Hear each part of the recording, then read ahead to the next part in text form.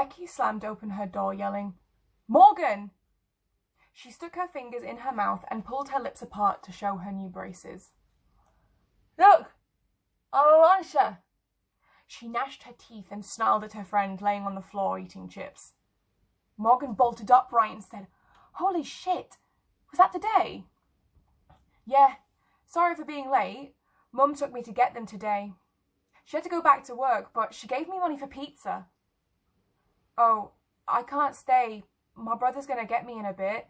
I'm helping him with some art project of his." Lame. Becky moved on quickly and closed her door. "It's such bullshit. Dad said I wouldn't have to get these if I got straight A's." Morgan smiled. "You failed geometry." "Yeah, but the rest were A's." Morgan put down her chips, stood up and walked over to Becky, motioning for her to open her mouth. Becky smiled wide. Morgan leaned closer and said, "Does it hurt?" "No, of course not. I'm not a wimp." Becky lied. Morgan laughed a little and flopped down onto Becky's bed. "You're so cool." Becky's eyes widened. "Oh, you think that's cool?" Becky jumped down to the floor and started rooting under her bed. First, she pulled out the record player that her parents got her for Christmas 2 years ago. And then she pulled out a red sleeve with the words "Limited Release" printed in black. Except for a small fold near the corner, the sleeve looked brand new. Becky started to remove the record from the sleeve and said, "You have to listen to this, okay? Just tell me what you hear." Morgan looked into Becky's eyes and saw mostly excitement, but also a bit of concern. But Morgan pushed this down, worried she was reading into things too much. "What is it?" Becky didn't respond. Instead, she simply placed the record on the player and set the needle down. Music crackled out of the speaker, starting with a melodic guitar, then backed up with drums, and finally by a saxophone. In the middle of this was a sort of mumbling singer, barely comprehensible, singing about wanting to go home. "Is this your uncle's band? Did he give it to you?" "Yeah, it's my uncle's. It was in the boxes that my mum got." Morgan shifted her weight, readjusting which leg was on top. Did they ever figure that whole thing out? "I don't know. They won't tell me anything. But, listen to the song." "It's alright, I guess. I like the guitar, but the saxophone's a bit of a weird addition." Morgan laughs a little. "They kind of sound like a Dollar Store Steely Dan." "Shut up! No, they don't!" Becky shoved Morgan's dangling leg in feigned protest. "But that's not the point. Listen to the silences." Becky put the needle back to the start again. Morgan half stumbled, half crawled off the bed, so she was laying on the ground next to Becky, getting her ear close to the speaker. She pointed an accusatory finger at Becky and said, "You better not fuck with the volume again, okay?" Morgan lifted her hands. "I won't. Promise." Morgan turned back around and Becky stole a chip from Morgan's bag. Becky started the record again. They listened through the melodies and the verses.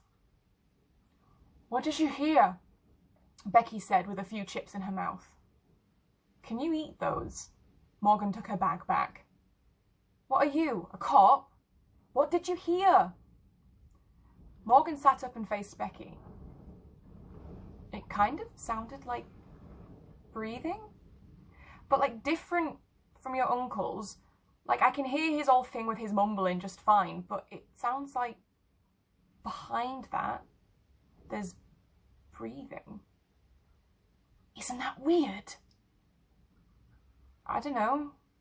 Is it?" "Yes, it's weird." Morgan simply shrugged. Becky leaned over Morgan to reach the record player. "Okay, but listen again." Becky started the record again. Morgan pushed herself as close to the speaker as she possibly could. "No, yeah, there's definitely breathing. It sounds louder though. Did you mess with the volume? No! But I've heard the same thing. Every time I listen to it, the breathing sounds closer and closer. It doesn't matter where I sit in my room, I hear it more and more. Like, I took it from my uncle's stuff and started listening to it, and it just keeps getting louder. I even tried playing it and running downstairs, still heard it. Morgan jumped off the ground and sat on Becky's bed. Play it again, I want to see, or hear, or whatever. Becky started the record from the beginning once again, and then she ran over to her dresser on the other side of the room. I swear, it sounds like it's right behind me. Morgan slowly sat up straighter, her eyes widening.